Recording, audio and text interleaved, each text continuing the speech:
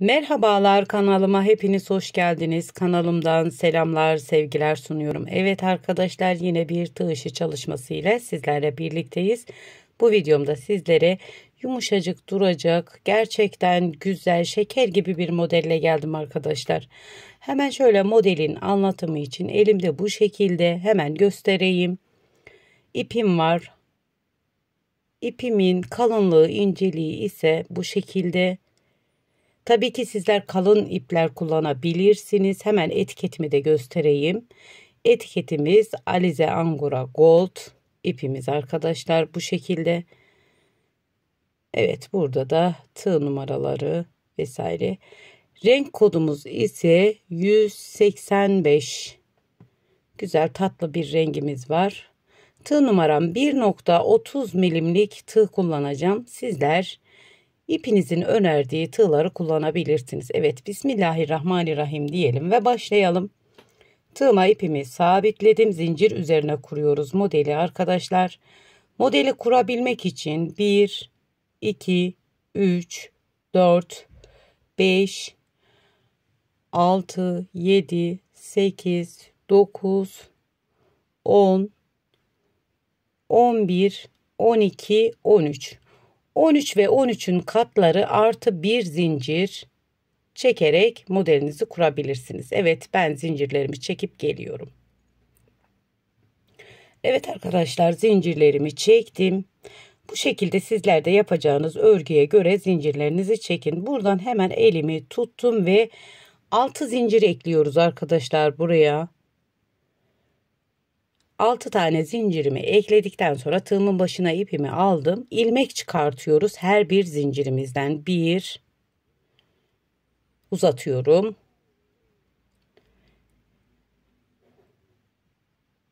Sıradaki zincirimden 2, sıradaki zincirimden 3, 4, 5,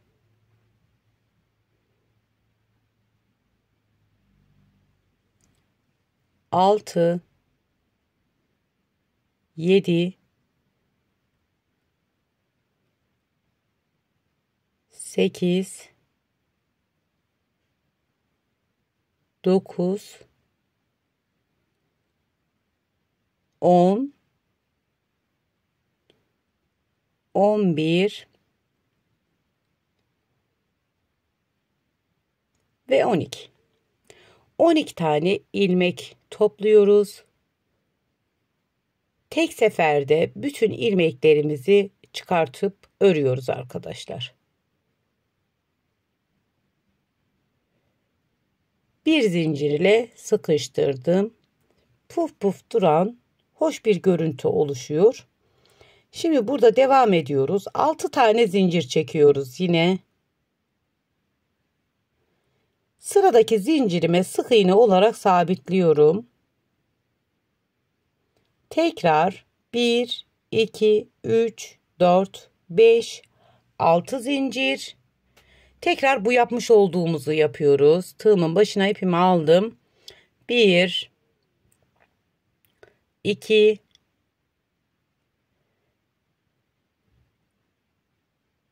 3,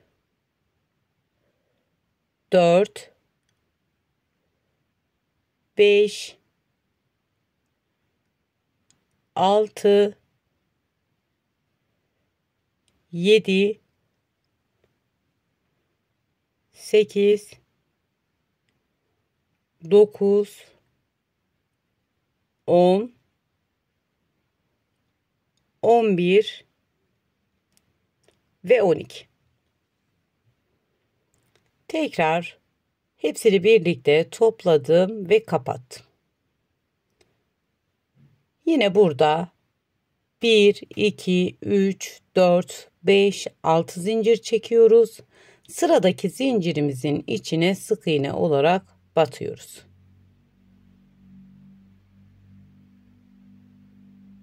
Tekrar 1, 2, 3, 4, 5, 6 zincir. Yine aynısından yapıyoruz. Tığımın başına ipimi aldım. 1, 2, 3, 4, 5,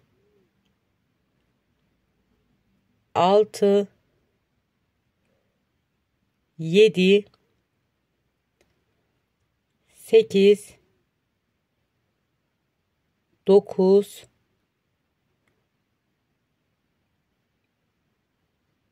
10,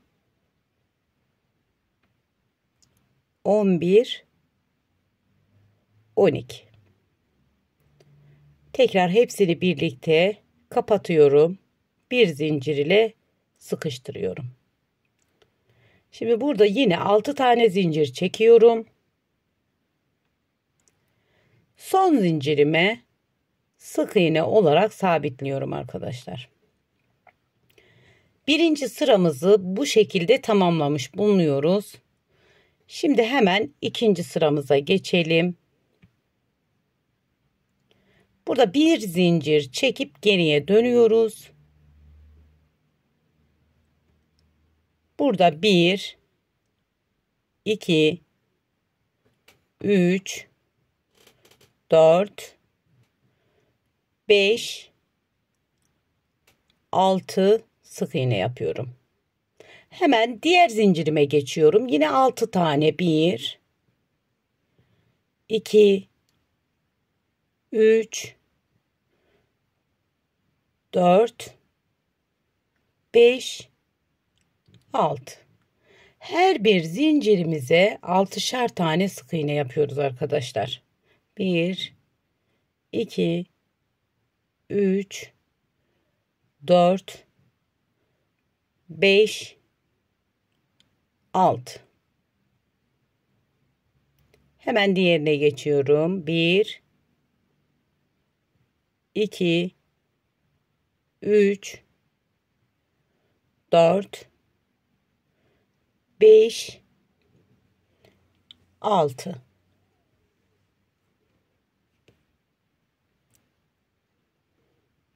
Bir diğerine 1, 2, 3, 4, 5, 6.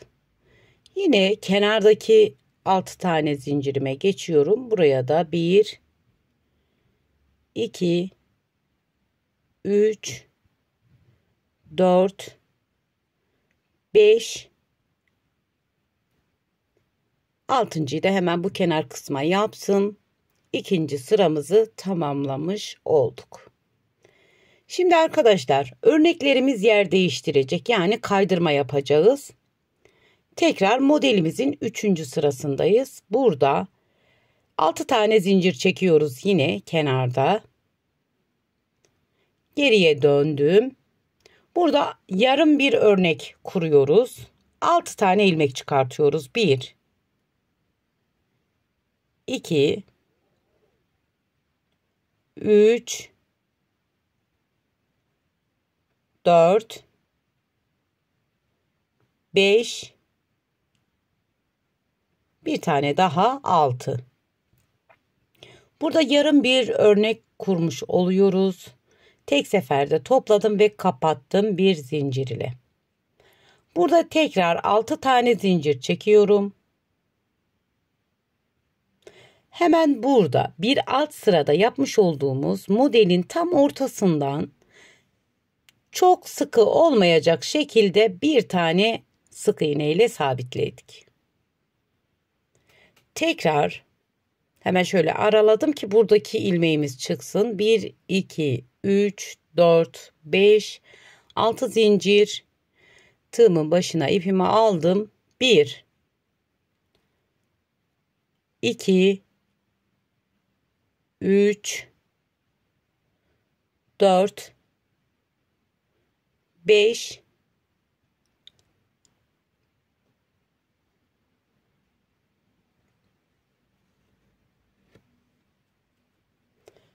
6. 6 ilmek. Hemen diğer sıraya geçiyorum. 1, 2, 3, 4, 5, 6. Toplamda 12 tane ilmeğimiz oldu ve tek seferde topladım, kapattım. Bu şekilde bir görüntümüz oluştu. Hemen arka yüzden de göstereyim. Şimdi burada tekrar 6 zincirimizi çekiyoruz. 1, 2, 3, 4, 5, 6 zincir. Bir alt sırada yaptığımız birinci örneğin hemen bu ortasından girerek bir sık iğne yapıyorum. Tekrar 12 tane ilmek topluyoruz. 6 zincirden sonra 12 tane ilmek. Evet, 6 zincirimi çektim.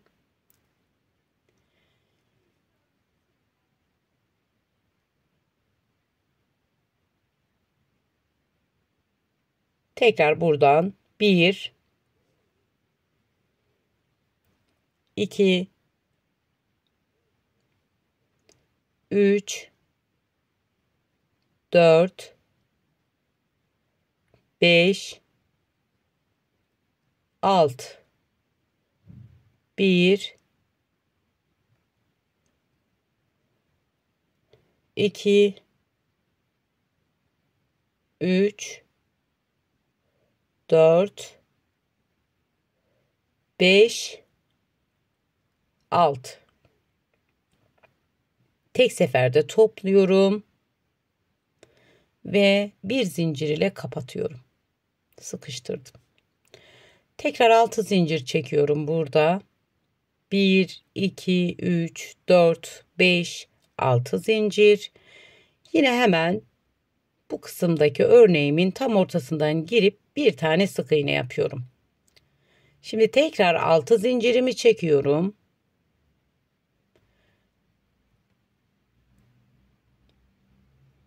Burada kenar kısımda bir tane yarım örnek kurmuştuk. Aynı şekilde yarım model kuruyoruz. Tığımın başına ipimi aldım. Hemen buradan devam ediyorum. 1, 2, 3, 4, 5, 6 ilmek uzattım. Buradan tek seferde hepsini birlikte topladım ve kapattım. Burada tığımın başına bu şekilde 2 de çekebilirsiniz örneğin gidişine göre. Burada bir tane trabzan uzatıyoruz. 2, 2, 2, 2. Bu şekilde bir trabzan yaptık. Kenar kısımda yapmış olduğumuz zincirin yerini alıyor arkadaşlar. Devam ediyorum. 4. sıramızda bir zincir çektim ve geriye döndüm. Buradaki yapmış olduğumuz 6 tane zincirlerin içine yine 6'şar tane sık iğne yapıyoruz arkadaşlar. Evet, her bir zincirimizin içine 6 tane sık iğne. 1, 2, 3, 4, 5, 6. Bu modelimizin son sırası arkadaşlar. Yine her bir zincirimin içine sık iğne yaparak sıra sonuna geliyorum. Evet, bu şekilde sıra sonuna geldik. Buradan itibaren hemen bu kenar kısma da bir tane sık iğne yapıyorum 6 sık iğneden sonra. Burada yine 6 zincir çekip ilk sırada ne yaptıysak aynısını tekrar edeceğiz şimdi. Hemen şöyle detaylı bir şekilde göstereyim. Bu yapmış olduğumuz kısmı yapıyoruz. Tığımın başına ipimi aldım. Buradan 12 tane ilmek çıkartıyoruz arkadaşlar. Bu örneğin tekrarı. Yeni başlayanlar için modelin tekrar birinci sırasından gösteriyorum. Dediğim üzere 12 tane ilmek çıkartıyorum şu an.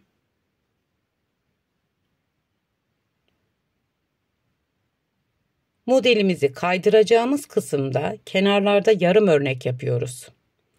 Burada şimdi tüm örnek.